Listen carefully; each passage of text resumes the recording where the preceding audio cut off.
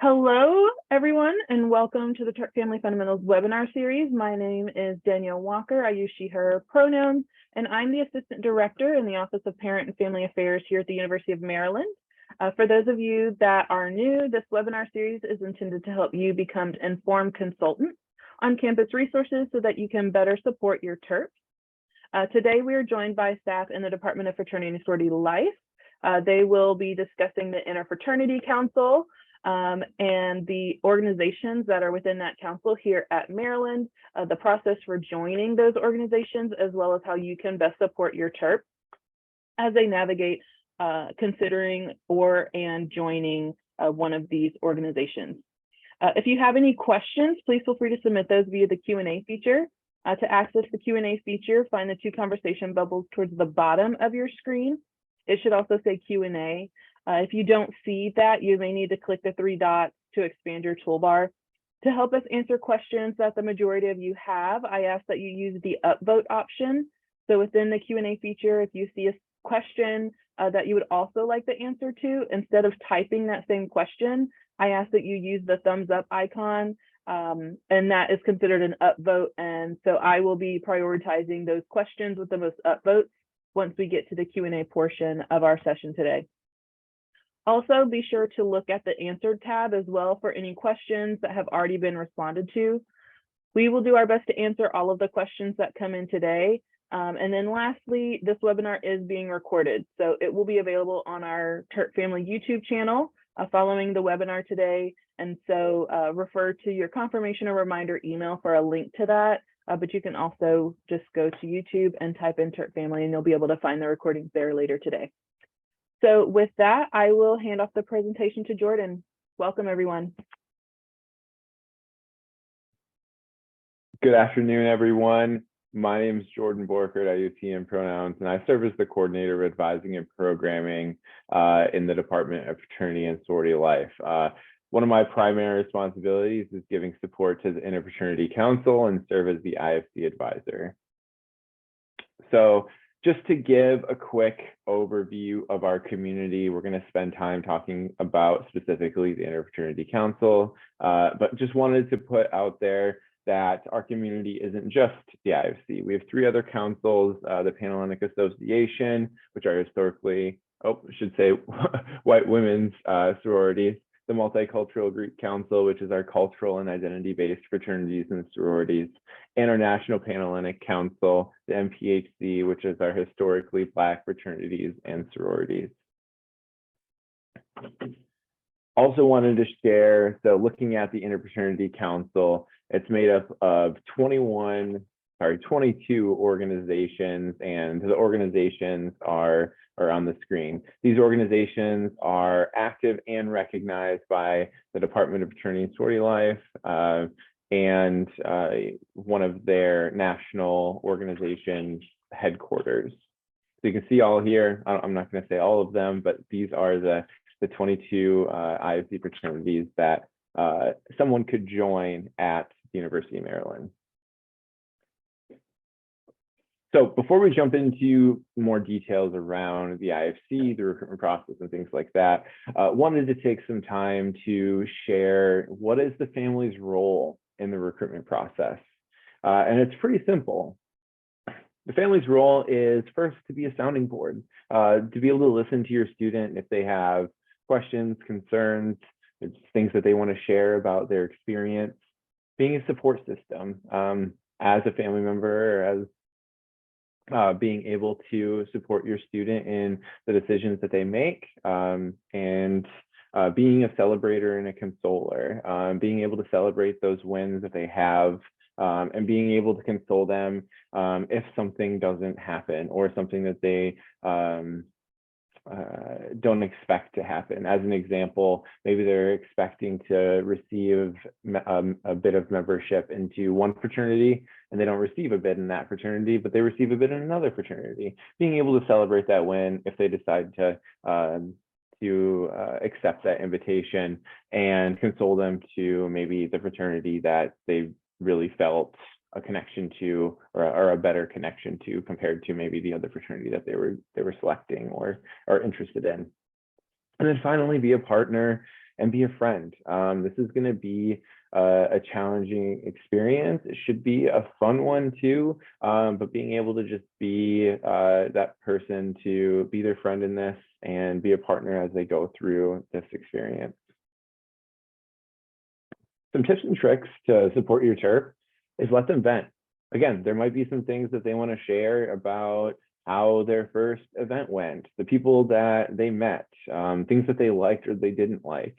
Just being able to be that be that person, be that thing so that they can vent to without having any questions, judgment, and just allowing them to kind of share what they're thinking, what they're feeling. Understand that this is your student's experience, right? This is, as you know, as they're an undergraduate student and as a student of Maryland, this is their experience, and they have made this choice, this decision to go ahead and be a part of this fraternity experience.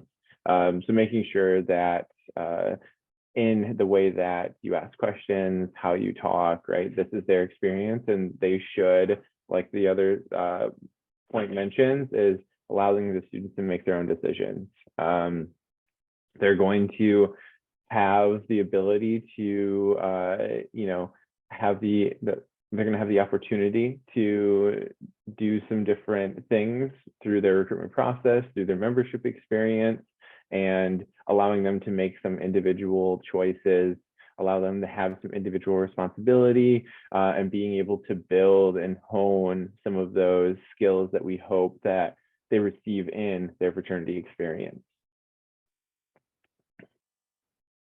So now going into specifically the IFC experience. So recruitment, it's also colloquially known as Rush, is here's the schedule for the spring, right? So the first event and the first time that fraternities and the IFC can start recruiting and having recruitment events is February 3rd, that Friday, and that's the Meet the IFC. It's going to be, right now it says TBD. Their hope is it's going to be in the Stamp Student Union Colony Ballroom, which is on the second floor of the Stamp Student Union. They're hoping for that to be around 2 or 3 p.m. But once we have more information, that'll be out on the chapter's Instagrams, the council's Instagrams, and we'll be able to, as we get further into this, once they register for our platform, we'll be able to share that information to any student who wants to go to the Meet the IFC. The Meet the IFC is an event where typically all 22 organizations will be there, and it's kind of a tabling information session, right? They'll be able to go around any table that they would like and get to talk with some of the members in that fraternity. Maybe they might talk about the benefits of their fraternity, the things that their fraternity stands for, the things that their fraternity does. And really it's just a general, hopefully, only a few minutes of conversation to figure out, all right, do I feel good about potentially going to one of their events? But it allows a student to have the option to talk with every single fraternity that's in the IFC. And sometimes that's not it's not very realistic to be able to go to 22 different organizations' events. So using a space like this just as your general and your starting point for which fraternities I want to be interested, which fraternities am I going to go to and see, to be able to kind of take that 22 down to more of a reasonable number, and then being able to try to start attending events, to start meeting more fraternity members, and kind of start to get that feeling of, okay, what do I want to do? Which fraternity interests me, so on and so forth. Before they join a fraternity at the University of Maryland, the IFC has what they call these pre-orientation sessions. These are required for anyone who joins, and they must complete them before they accept a bid. the chapters know about this, but we also want to ensure that the P&Ms or potential new member will use P&M pretty frequently in this presentation. But we want them to know, what is it like to be a part of a fraternity on campus in the IFC. And so we're going to go over some education that is going to be important before they jump into the fraternity experience. So they're going to get information around alcohol and other drugs. They're going to get information on diversity and inclusion, and they're going to get information on sexual assault, violence prevention, as well as being able to be a Q&A for fraternity leaders for any questions they might want to know about the fraternity experience, what does it look like, and to get an insight from some fraternity leadership that they can, be able to ask questions to. The last day, and we'll talk about Campus Director through this thing, but Campus Director is our platform that IFC utilizes to register students for recruitment. There isn't a formal process, like maybe if you're familiar with how PHA, primary recruitment, works, but we have a formalized process around registration and how bids are distributed. And we'll talk about bid extension and bid distribution in a slide or two. But the last day for a student to register to receive a bid is February 14th.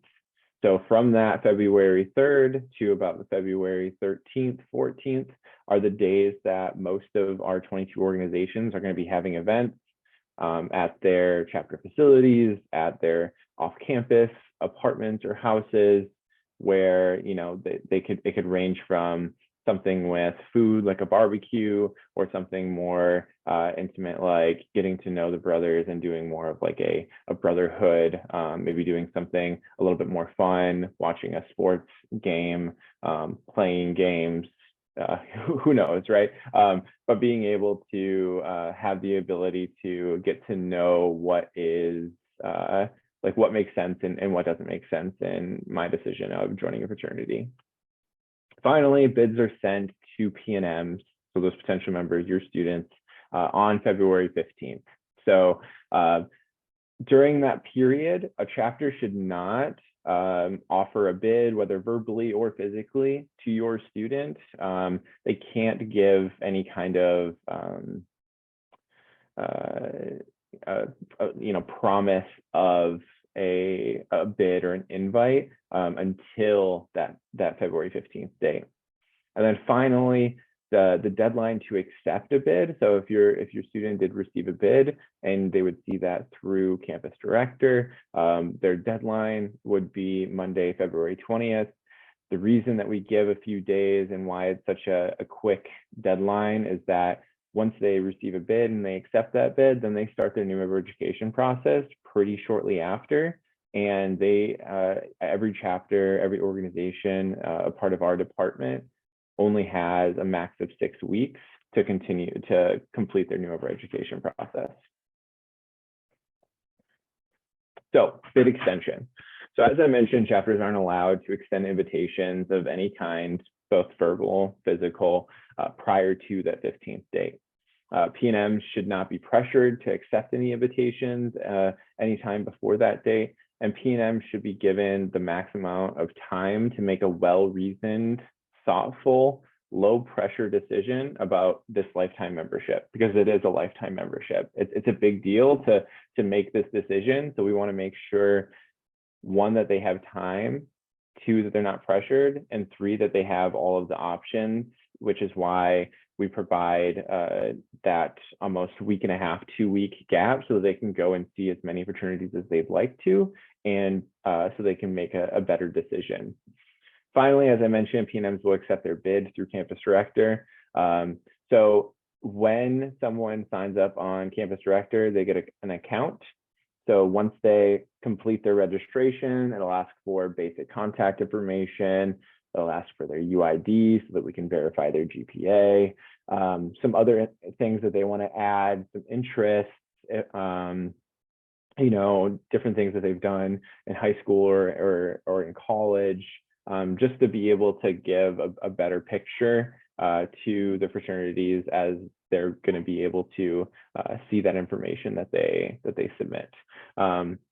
And so they have this account, and so once they are extended a bid, they would go on to their campus director account, and they would go into to see which bids they were offered, and then they'll be able to see which chapters offered them a bid. At that point, they could go into either one of those chapters and then click accept bid, and then that acceptance would shoot back to that chapter, and the chapter would know that that PNM or that student accepted that bid. So just putting out there so that you're aware, you can share this with your students, and so that you know that this is how recruitment events should operate, is that recruitment events, any kind, should not have any alcohol or any illegal substances at any point. They have to adhere to all their international and national policies and regulations. Women are also not permitted to be present at any recruitment event unless they have prior approval, or if they have, let's say, a house director or a resident director that might be a woman. So, but there shouldn't be women that are at those events. And then they shouldn't be marketing, having promotion that is inappropriate. And if so, any marketing, any t-shirts, any of those things, any promotion is reviewed by the vice president of recruitment, which is an officer position on the IFC. So a student holds that to review all of the chapter's promotional material to make sure that it's not inappropriate, it's values-based, and then it makes sense to the goals of the IFC as a whole. And then finally, during that period, whether it's at a recruitment event or not, any fraternity should refrain from portraying any other fraternity in a negative manner, right? That's just a good common courtesy of just being a good human being and not trying to say anything bad about or negatively about another organization. If you hear anything like this, we ask that you please report it to our department or the IFC Vice President of Recruitment, and our contact information will be on the last slide. So the residential experience. I'm sure this is this is usually the question, or a lot of the questions that we receive too. So the IFC fraternity residential experience, we have 15 IFC chapters of the 22 that have residential facilities, right? So they have houses. The capacities range, but they usually range between about 15 to 30 beds. So one given semester, there's usually about 15 to 30, depending on the organization, of members living in that chapter facility. Us as a department, we lease 9 of those IFC chapter facilities, where all 9 of them are on Fraternity Row, which is just right off campus, right next to Ritchie Coliseum. We do not lease contracts or have contracts with students. We have contracts with housing corporations, which are just alumni or volunteers who manage the housing situation for any of the local organizations. We also have 6 of our IFC chapters of that 15 that have privately owned houses located throughout Old Town and College Park that their national organization owns. So we don't have leases with them, and we do not give support to those properties because they're managed on their own. But we do provide any guidance when any issues do arise as a department, because we have both a housing aspect of our department, and we have an advising and programming aspect of our department. So any organization is getting support, both housing related and programming and operational advisement on both ends. All facilities, as I mentioned, are managed by the House Corporation. I shared a little bit of what the House Corporation is. The House Corporation is the one who collects and sets rent for organizations. This is not coming from the Department of Fraternity and Sorority Life. This is coming from each individual House Corporation. Some House corporations, like as I mentioned, are groups of volunteers, but some are actual paid professionals from the Fraternity International or national headquarters.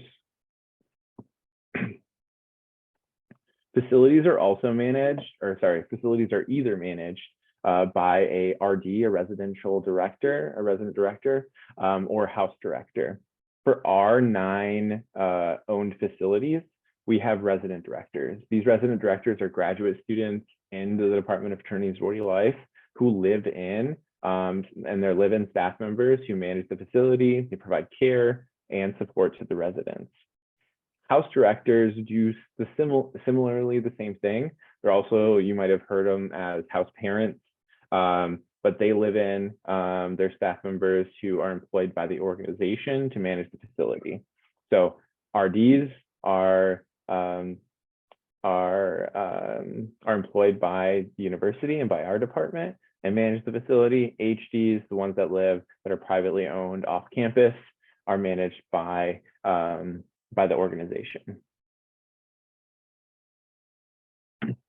In most cases, chapters will require their members to live in the facility for at least a year. It depends on each organization, but if you have about 15 to 30 bed slots open, and most of our organizations, I mean, average chapter size is around like that 60 range, you probably would expect that you would be living in your chapter facility at some point. The room selection process is managed completely by the fraternity, not the university. So it's nothing that we manage, nothing that we have any control over.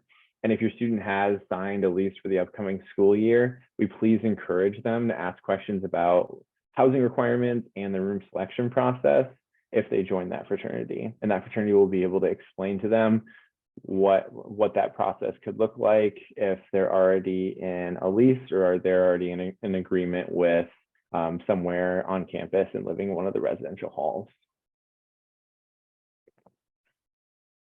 So this is our contact information. This is mine. My email is right there. Mike Murray is one of our student leaders. He's the IFC Vice President of Recruitment.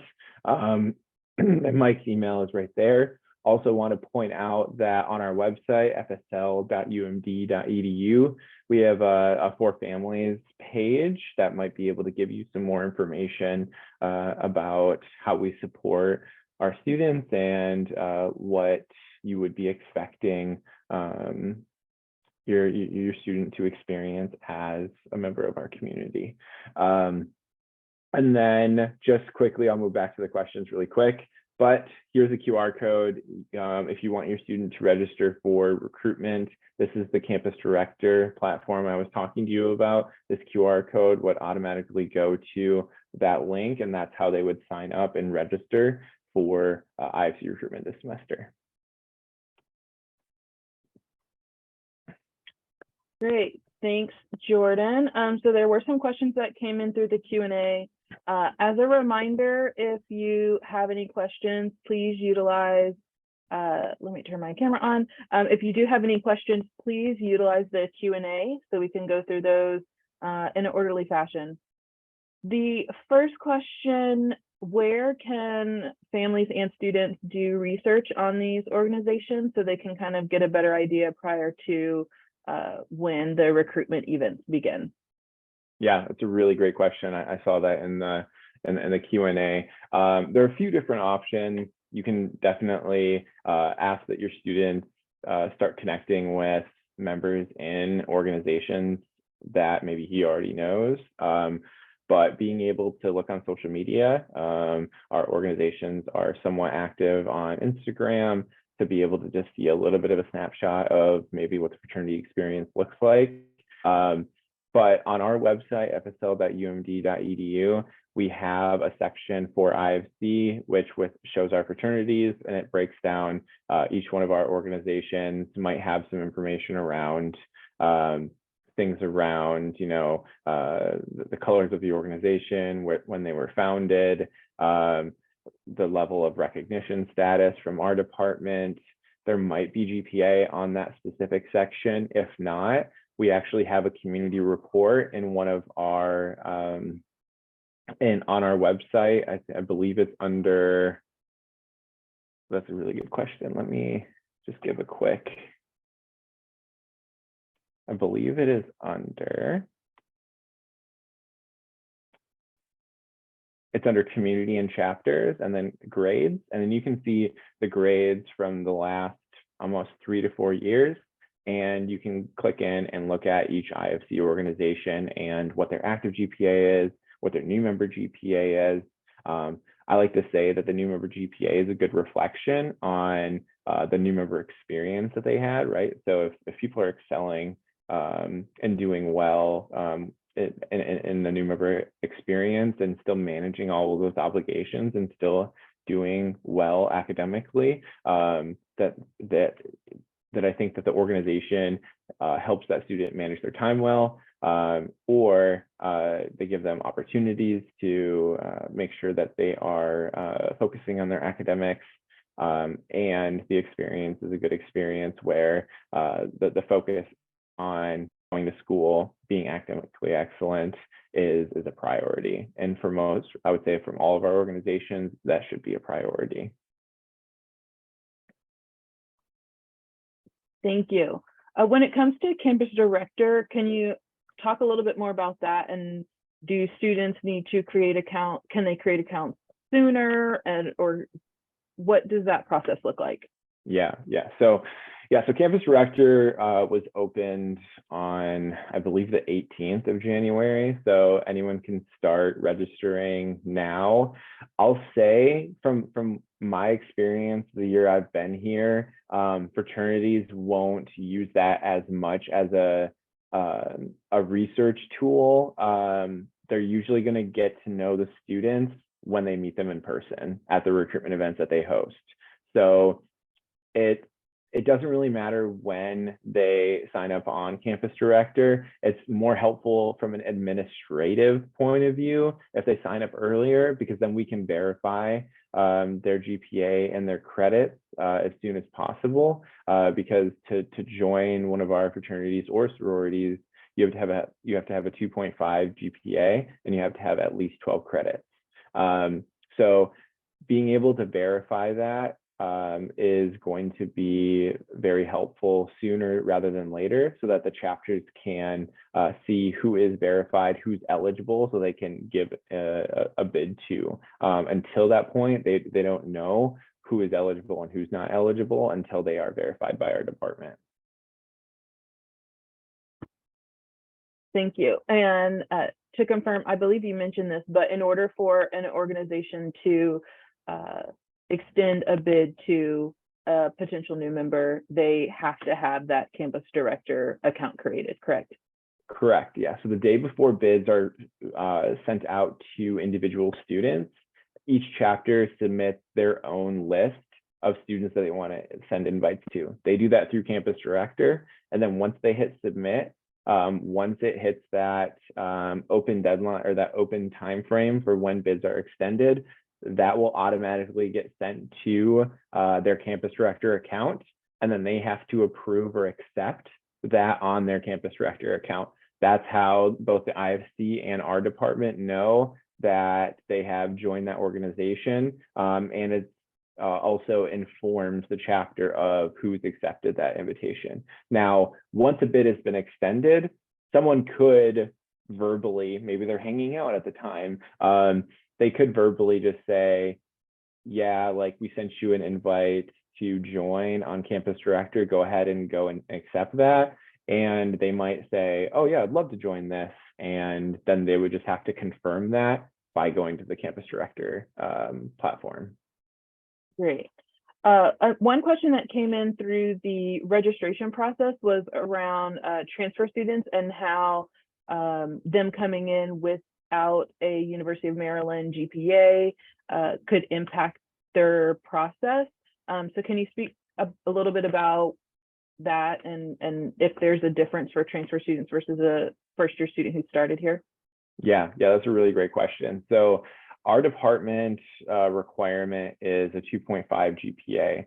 Now, if they have an established Maryland GPA, that's the GPA that we take. So even if they had a transfer GPA, but then they went to Maryland in the fall, and then they're trying to join this spring, we're going to just take their Maryland GPA.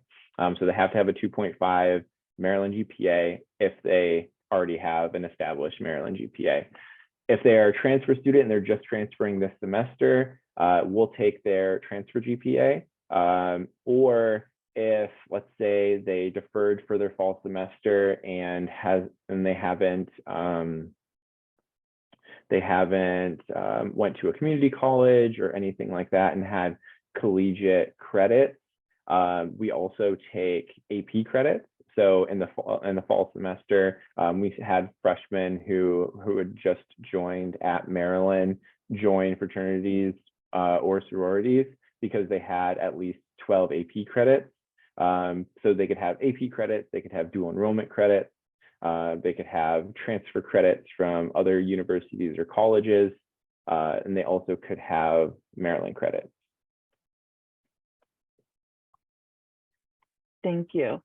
We had another question come in through the Q&A.